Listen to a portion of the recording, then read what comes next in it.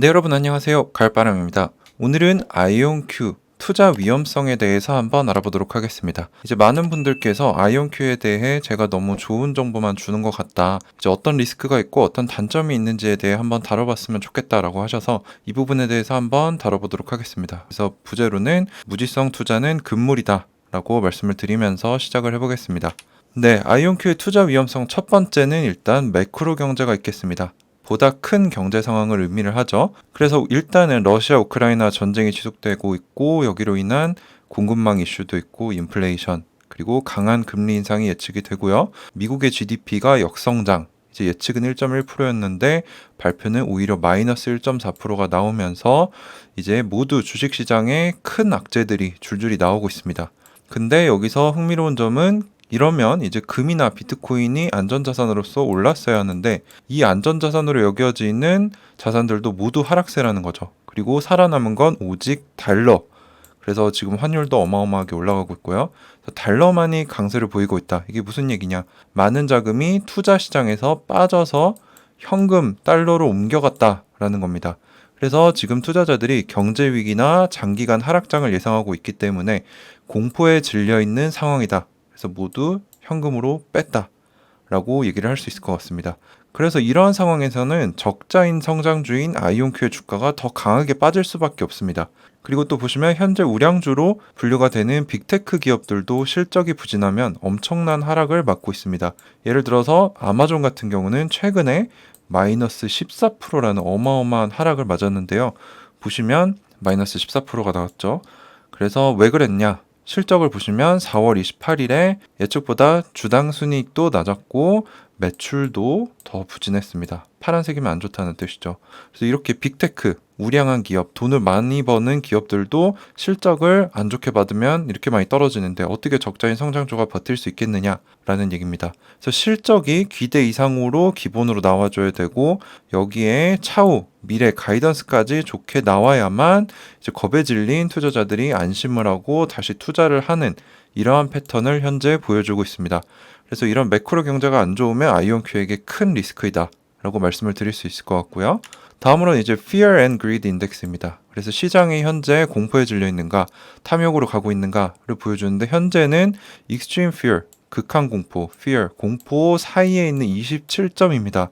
그래서 보시면은 한 주 전에도 Fear였고 한 달 전, 1년 전에는 뉴트럴이었다. 그래서 지금 현재 시장은 공포에 질려 있는 시장이다 라고 쉽게 결론을 내릴 수 있을 것 같습니다.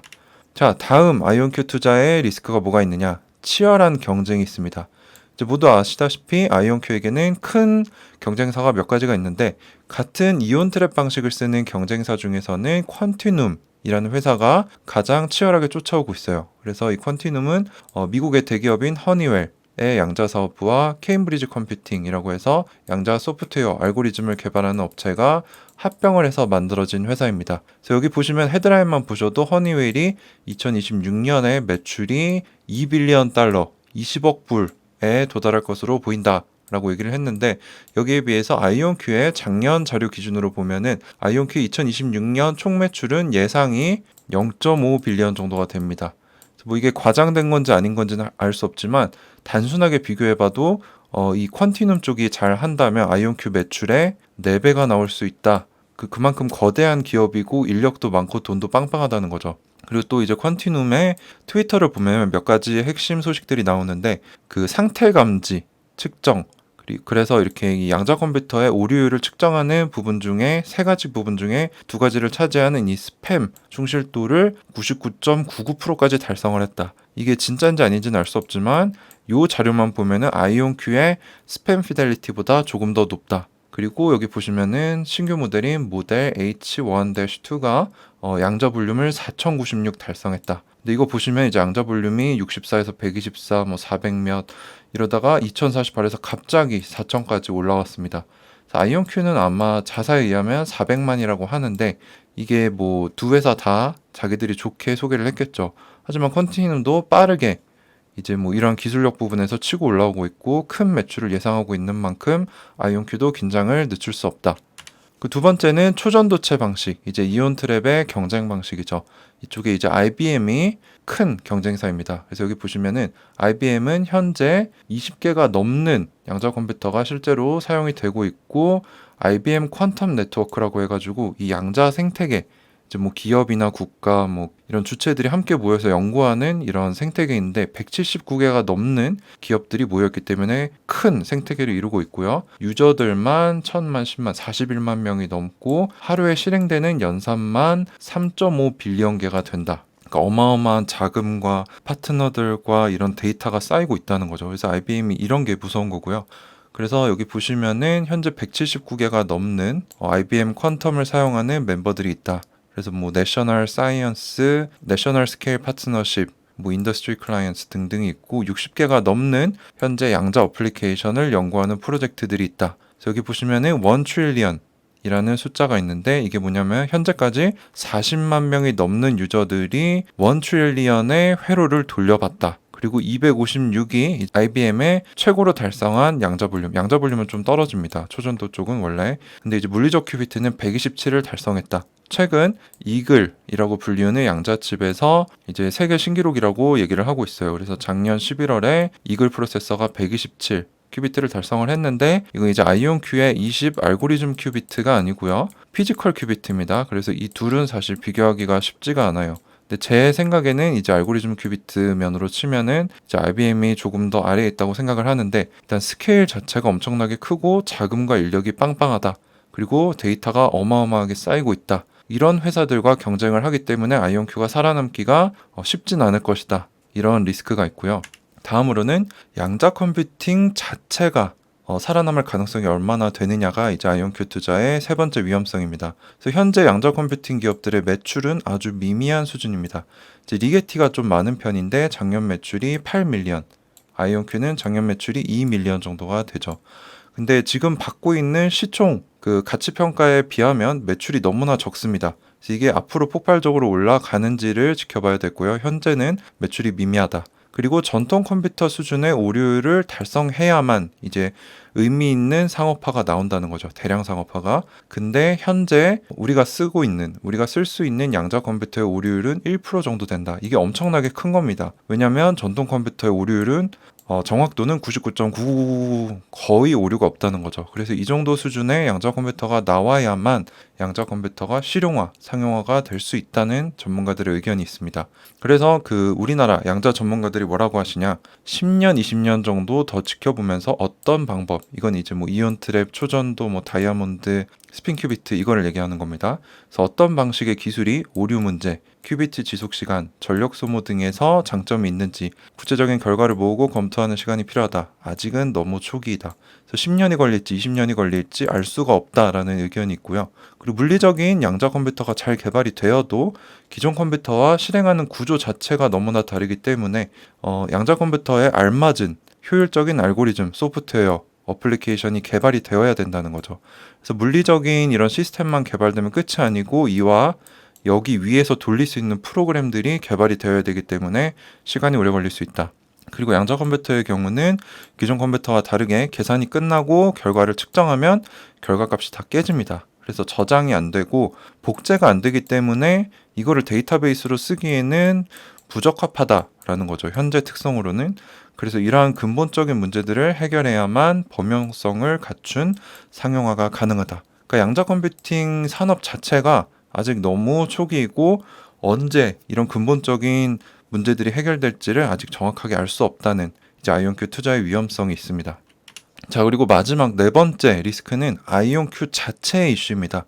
이제 여기 나와 있는 내용들은 이제 제가 아이온큐의 공시들을 찾아보다가 거기서 자사에 투자하는 것에 대한 위험성을 아주 상세하게 적어놨더라고요. 그래서 그걸 기반으로 적어봤습니다.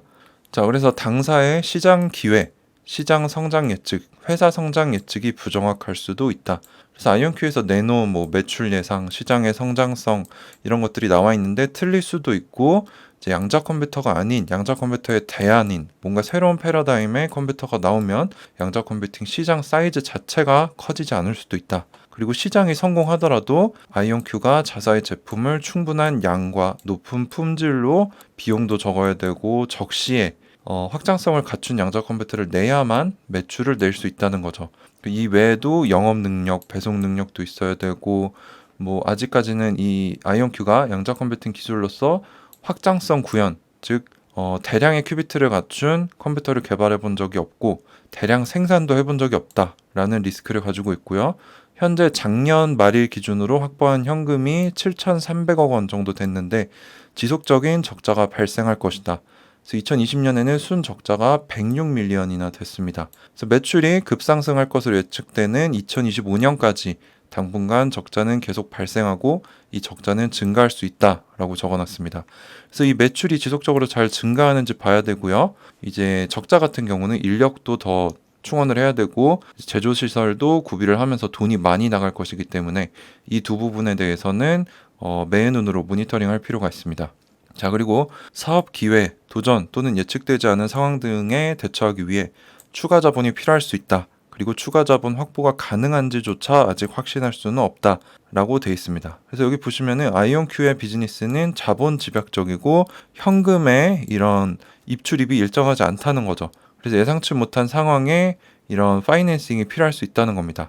그래서 주주들 주식 가치에 대한 희석이 있을 수도 있고 뭐 보통주보다 뛰어난 권리를 가진 증권이 나올 수도 있고 여튼 아이온큐 비즈니스와 주주들에게 부정적인 영향을 미칠 수도 있다. 그래서 뭐 이러한 부분들이 이제 아이온큐 자체 이슈로 작용을 할 수 있다. 그리고 공동 설립자들에게 크게 의존하고 있으며 경영진, 양자 물리학자 등의 주요 직원들을 유치하고 유지하는데 성공의 가능 여부가 크게 달려 있습니다.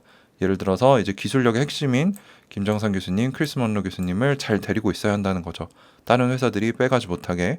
그리고 현재 가진 자금이 부족하기 때문에 이제 새로운 인재들을 데려올 때 지금 뭐 많은 분들을 데려오고 있죠. 스톡 옵션을 세게 때릴 수밖에 없다는 겁니다. 지금 캐시로 주기에는 어렵기 때문에 나중에 회사가 성장해서 주가가 오르면 그거를 팔 수 있게 주식을 준다는 거죠. 그래서 점점 총 이슈된 이 주식 수가 늘어나기 때문에 지금 우리가 들고 있는 주식의 가치가 희석되고 떨어질 가능성도 있습니다. 그리고 또 다른 핵심 이슈로는 이거는 제가 적은 건데 양자 컴퓨팅 기술 자체가 국가 안보와 밀접한 관련이 있기 때문에 만약에 아이온큐가 잘해서 좋은 양자 컴퓨터를 개발을 했더라도 이제 국가적인 차원에서 이건 상업화하지 말아라, 발표하지 말아라 라고 할 수도 있습니다. 그래서 이 부분도 잘 지켜봐야 될 것 같고요. 그리고 미 정부의 보조금으로 진행한 이제 아이온큐가 뭐 듀크 대학, 뭐 여러 대학들과 함께 같이 연구를 해서 거기서 기술을 발견을 하고 발명을 했는데 여기서 발생한 지적 자산은 이제 미국 정부의 보조금을 사용한 케이스가 많기 때문에 미국 정부가 특정 권리를 가져갈 수도 있고 아이온큐에게 뭐 추가적인 의무를 부과할 수도 있다고 합니다. 그래서 이러한 연방 규정의 적용을 받을 수도 있기 때문에 좋은 결과가 나와도 이게 매출로 이어지기는 쉽지 않을 수도 있다. 뭐 이런 수많은 리스크들이 있습니다. 자, 그래서 저의 결론은 뭐냐? 적자 성장주에는 원래 단점과 투자 리스크가 너무나 많다. 이거는 너무나 뻔한 얘기고 누구나 기사로 쓸 수 있다. 하지만 그것을 커버할 만한 메리트가 있는지 봐야 되는데 뭐 인재와 기술력이 있는지 미래 성장성이 얼마나 되는지에 대해서 투자자로서 꾸준한 조사와 공부를 해야 합니다. 그리고 늘 확인을 해야 되죠.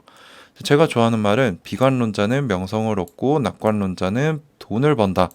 이런 비관론을 쫓는 유튜버들을 따르는 투자자들은 명성도 못 얻습니다. 그래서 우리는 무슨 종목을 볼 때 너무 비관적으로 보기보다는 우리가 공부를 열심히 해서 합리적인 상상력을 펼쳐서 낙관론을 가질 필요가 있다라는 게 저의 투자 철학이고요. 4차 산업혁명 얘기 많이 나왔는데 이미 지나가고 있습니다. 이 다음 혁신이 뭔지 알고 투자해야만 선점해야만 다음 세대의 부자가 될 수 있습니다. 그래서 저는 여기서 이제 퀀텀 컴퓨팅 양자 컴퓨팅을 콕 집어서 지정을 했죠. 그래서 당장은 하락장이 이어지기 때문에 주가가 안 좋습니다. 하지만 이 주가가 아니고 내가 목표하는 매도 시점이 언제인지 그때 예상 목표 주가는 얼마인지를 생각하고 단기 중기 하락은 기회로 삼는 것이 현명하다라는 거죠. 그래서 저는 항상 말씀드리지만 10년 뒤인 2030년쯤에는 아이온큐 주가를 100불을 목표로 가져가고 있습니다. 이게 이제 저의 개인적인 목표이고요. 그래서 투자에는 공부와 확신, 자신만의 원칙이 있어야만 부자가 될 수 있다라고 저는 생각을 하고요. 40년간 연평균 수익률 35%를 달성한 금융계의 전설인 조지 소로스가 뭐라고 했냐. 게임의 룰이 바뀔 때 큰 기회가 온다. 이건 뭐 하락장이 될 수도 있고, 이런 기술의 패러다임이 시프팅 되고 차세대 기술이 우리에게 크게 적용될 때 이런 기회가 온다는 거죠. 뭐 예를 들어서 테슬라가 그랬고, 뭐 구글이 그랬고, 애플이 그랬죠. 그래서 저는 이제 아이온큐가 이 게임의 룰을 바꾸는 게임 체인저가 될 거다라고 생각을 하고 투자를 하고 있습니다. 네, 그래서 오늘 아이온큐 투자 위험성 그리고 단점은 무엇이 있는가에 대해서 여러 개를 놓고 얘기를 해봤고요. 무지성 투자는 금물이다 라고 말씀을 드리면서 오늘 영상 마치도록 하겠습니다. 끝까지 시청해주셔서 감사드립니다. 가을바람이었습니다.